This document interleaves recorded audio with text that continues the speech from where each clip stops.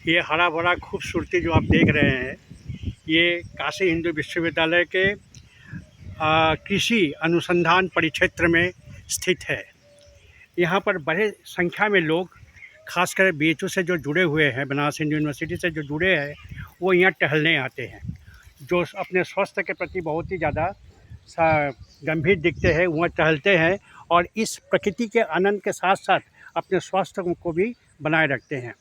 ऐसे ही क्रम में जब हम टहल रहे थे तो मुझे एक ऐसे व्यक्ति से मिल गए जो प्रतिदिन नित्य यहाँ आते हैं और यहाँ पर सिर्फ वो आते ही नहीं है, वो टहलते हैं, पूजा पाठ करते हैं, प्रकृति के प्रति उनकी एक विशेष लगाव है और वो साथ में यहाँ की जो पशु पक्षी है उनके प्रति भी बहुत थोड़ा उदार रखते हैं, उनके प्रति ध्यान रखते हैं, उनसे प्रेम करते हैं, उनके लिए प्रतिदिन भोजन लाते हैं और उनको भोजन करवाते हैं। ये जो पक्षियों की जो भोजन कराना, ये एक बहुत ही पुण्य का काम है, क्योंकि प्राणियों को संरक्षण देना, उसमें भोजन सबसे महत्वपूर्ण बात है, साथ साथ पानी।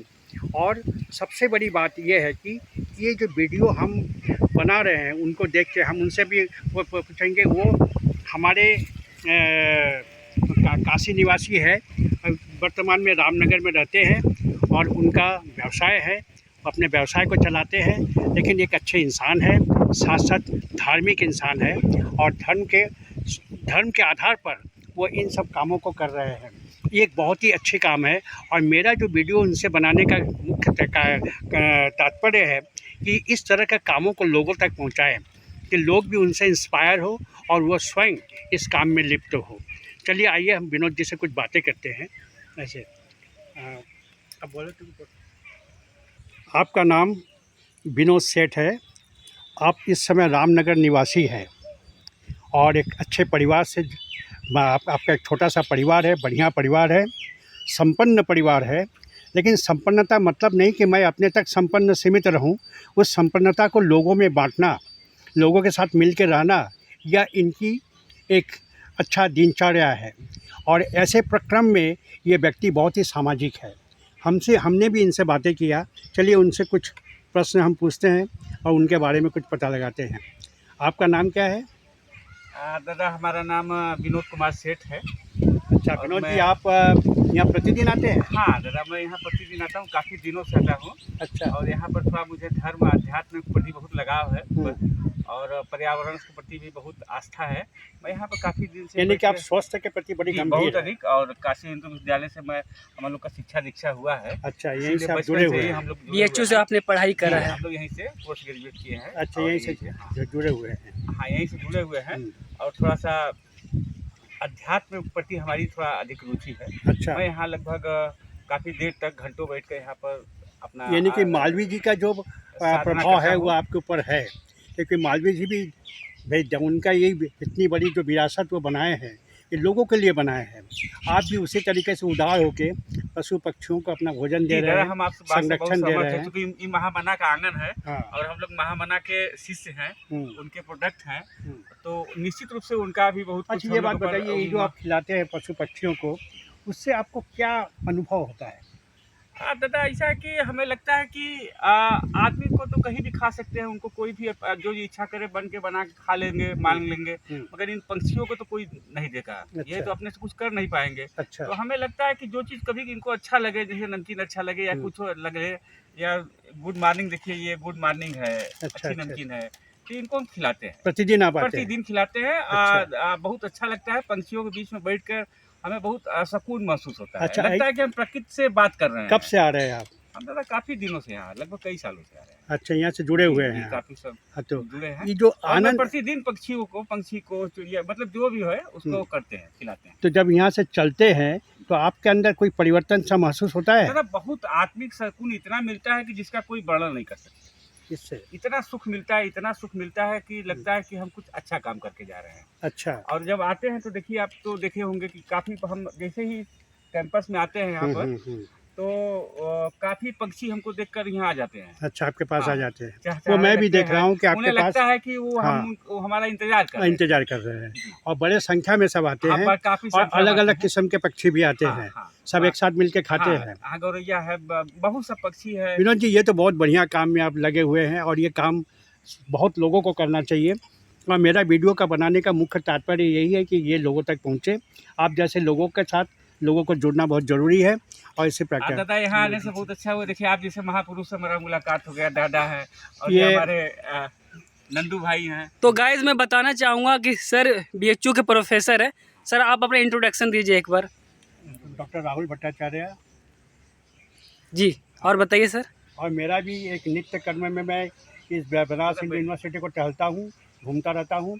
मेरा बड़ा भाई भी यहाँ प्रोफेसर है, doctor Vishwanath Bhattacharya, senior professor है, डिपार्टमेंट ऑफ स्टैटिस्टिक्स में रहे हैं, ठीक है जी। और हम लोग थोड़ा शिक्षा से जुड़े हुए हैं, लेकिन पर्यावरण के प्रति एक विशेष लगाव है और उसी लगाव के कारण हम यहाँ प्रतिदिन आते हैं और इस जो सुंदर वातावरण का अनुभव करते हैं।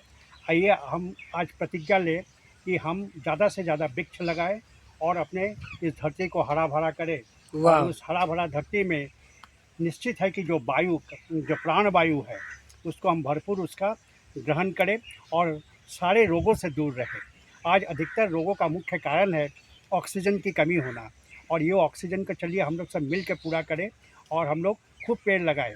हमारे स्कूल के बच्चों को ले जाके इस आंगन में घुमाएं, उनको पेड़ पौधे से लगाव बनाएं कि उनमें भी प्यार हो जाए पेड़ पौधे से, वो भी पेड़ पौधे लगाए। जब तक बच्चे इससे जुड़ेंगे नहीं तब तक हम आने वाले जनरेशन के प्रति हम उत्तरदायी नहीं बनेंगे। तो हमको उत्तरदायी बनना पड़ेगा आने वाले जनरेशन के लिए और उसी प्रक्रम में हम चाहते हैं कि बच्चों को आप लेके आइए और ऐसे विनोद सेठ जैसे आदमी जो किस तरीके से पक्षियों के प्रति गंभीरता है और किस तरह से स्वास्थ्य के प्रति वो स्वयं गंभीर है, आप इसका एक उदाहरण है और हम चाहते हैं कि इस उदाहरण तक लोगों तक पहुँचे और लोग इसी चीज़ में उतरे। जबकि ये सिर्फ एक सामान्य व्यक्ति नहीं है, व्यवसायी व्यक्ति नहीं है, ये हमारे राजनीति से भी जुड़े हुए हैं और ये राजनीति में रहकर बहुत सारे काम कर रहे हैं। हम खुद स्वयं इनके बारे में पता लगाए हैं कि बहुत लोगों को ये सहायता किए हैं, आगे बढ़ के सहायता किए हैं और ये हमारे जो राष्ट्रीय सेवक संघ है उनका एक प्रमुख अंग में है, उनका अच्छे पोजीशन में है वो और उनका वो पूरी तरह से उसका जिम्मेदारी और कार्य को निर्वाह करते हैं। हम सभी का उनके प्रति एक श्रद्धा है और उसी के प्रक्रम में मैं उन्हें फिर से एक बार प्रणाम कर रहा हूँ और चाहूँगा कि आप सब भी उन्हीं का अनुसरण करें। धन्यवाद। साइकोलॉजिस्ट हूँ, ठीक है, और उसी कार्य में मैं जुड़ा हुआ हूँ और साथ साथ ये तो मेरी शिक्षा है और शिक्षा ही मेरे जीवन का एक माने लक्ष्य है जो मैं जिसमें हम जीते हैं उसी में हम रहते भी है। मेरा सब कुछ शिक्षा ही है, लेकिन साथ साथ शास्त्रीय जो भारतीय शास्त्र संगीत है, विशेषकर जो उत्तर भारतीय शास्त्र संगीत है उससे मैं जुड़ा हुआ हूँ। पिछले 25 साल से मैं तबला बजा रहा हूँ और साथ साथ मैं खेल कूद में क्रिकेट में स्टेट लेवल क्रिकेट भी खेला हूँ और यही सब मेरा शौक़ है, खुशी है, आनंद है। इसी में मैं अपना ज़िंदगी जीता हूँ और आनंद लेता हूँ।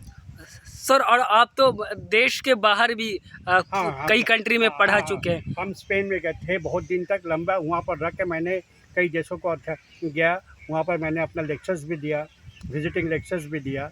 वर्तमान समय में मैं यहाँ पर भी विजिटिंग लेक्चर्स देता हूँ, अलग अलग जगह पर हमको बुलाते हैं और हम खुशी है कि मैं अपनी जो ज्ञान है बच्चों तक हम बांटने में सफल है और कोशिश करते हैं कि हमारे बच्चे आने वाले जो पीढ़ी है वो शिक्षा के प्रति गंभीर हो और शिक्षा को जीवन में उतारे, ना कि शिक्षा सिर्फ नौकरी से जुड़े रहे। ये मेरा शिक्षा देने का मुख्य उद्देश्य है।